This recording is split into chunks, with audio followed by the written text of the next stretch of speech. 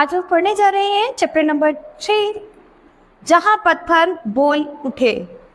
तो ये एक छोटी सी कहानी है, इसको पढ़ेंगे। भारत में पृथ्वी के अनेक दर्शनीय स्थल है, उन्हीं में से एक स्थान है जहाँ अजंता एलोरा की गुफाएं हैं। यहाँ उन्हीं की कलात्मकता का वर्णन किया गया है अपने अनूठे शिल्प के लिए। ये गुफाएं देश विदेश में विख्यात है। यहाँ उपस्थित मूर्तियां मानो अपने सर्जकों के परिश्रम व कला प्रेम की कहानियां सुना रही हैं। तो यहाँ पर अजंता एलोरा की गुफाओं के बारे में पढ़ेंगे कि उन पर किस तरह की कलात्मक कलाकृतियां की गई है किन शिल्पकारों द्वारा। भारत की शिल्प व वास्तुकला का नाम लिया जाए और अजंता एलोरा की गुफाओं का चर्चा ना हो, यह संभव नहीं है। वास्तव में अजंता एलोरा की गुफाएं शिल्पकला का उत्कृष्ट नमूना है। ये गुफाएं महाराष्ट्र राज्य में स्थित है। अजंता नामक गांव के समीप ही अजंता की गुफाएं हैं। इस गांव के तीनों ओर पहाड़ियां हैं, जिनके मध्य में बगोरा नदी बह रही है। यानी ये जो गुफाएं हैं इस एक गांव में है, जिस गांव का नाम क्या है, अजंता है। और उस गांव के तीनों ओर क्या है, पहाड़ियां हैं। वहाँ उन पहाड़ियों के मध्य में एक बगोरा नदी भी बह रही है। अजंता की कुल 29 गुफाओं में 5 मंदिर भी हैं। यानी 29 गुफाएं जो है उसमें से 5 जो है मंदिर हैं। इन्हें चैत्य गुफाएं कहा जाता है। यहाँ केवल प्रार्थना व ध्यान किया जाता था। इसके अतिरिक्त 24 विहार गुफाएं हैं। इनमें बौद्ध भिक्षु अध्ययन व निवास करते हैं। तो इसमें क्या था, बौद्ध भिक्षु बौद्ध भिक्षु जो बौद्ध धर्म के जो भिक्षु होते थे वो अध्ययन और निवास वहाँ पर किया करते थे। आश्चर्य तो यह है कि ये सारी गुफाएं एक ही पर्वत को काटकर बनाई गई हैं। यानी ये जितनी भी गुफाएं हैं सब एक ही पर्वत को काटकर सब बनाई गई हैं। गुफाओं के भीतर केवल एक छिद्र से ही पर्याप्त प्रकाश आ जाता है। दीवारों और छतों पर बेश कीमती कलात्मक मूर्तियां उकेरी गई हैं। यद्यपि इनका निर्माण समय समय पर अनेक ही कलाकारों ने किया, किंतु अधिकांश गुफाएं गुप्त काल में ही तैयार की गई। यानी ये जो गुफाएं हैं बहुत लंबे समय तक बनी थी। समय समय पर इनका बहुत सारे कलाकारों द्वारा निर्माण कराया गया, लेकिन सबसे ज्यादा गुफाएं जो हैं वो गुप्त काल में तैयार की गई। इन गुफाओं को देखकर व्यक्ति ठगा सा अनुभव करता है। इतनी महीन कारीगरी और अनूठा सौंदर्य अत्यंत सम्मोहनकारी प्रभाव उत्पन्न करता है।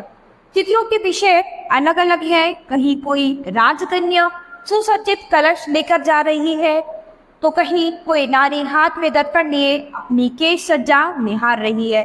यानी उन वहाँ पर जो कलाकृति की गई है, जो चित्र बनाए गए हैं, उनमें से कुछ तो ऐसी है जिनमें कोई राजकन्या कलश लेकर जा रही है और किसी में कोई कन्या अपने केश संवार रही है।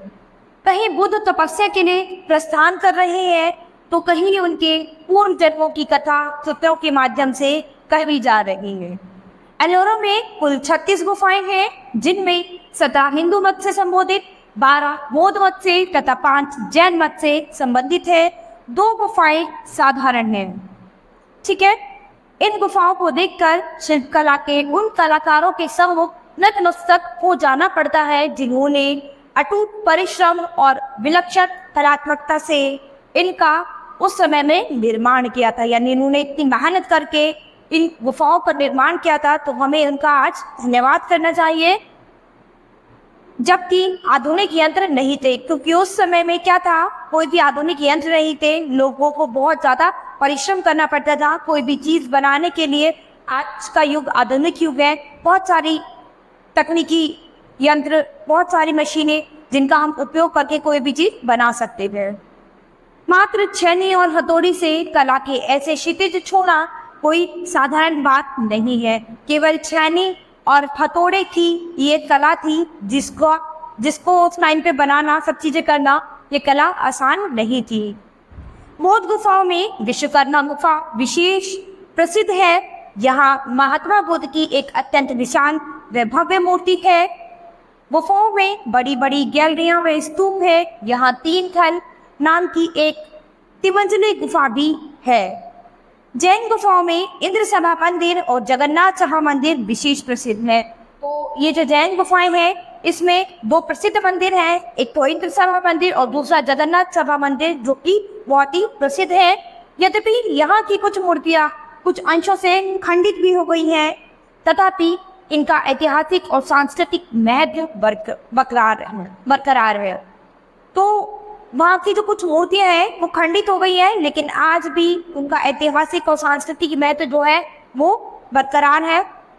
इन्हें देखने देश विदेश से हजारों पर्यटक पहुँचते हैं और भारतीय शिल्पकला की पूरी प्रशंसा करते हैं।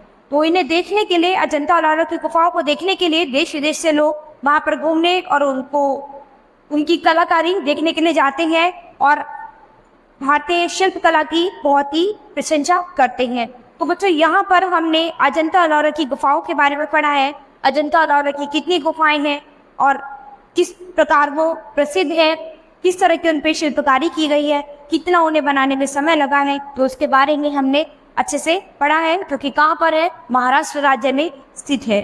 तो बच्चों, ये चैप्टर हमारा यहीं पर समाप्त होता है। अब हम अपनी नेक्स्ट क्लास में मिलेंगे अपने नए चैप्टर के साथ।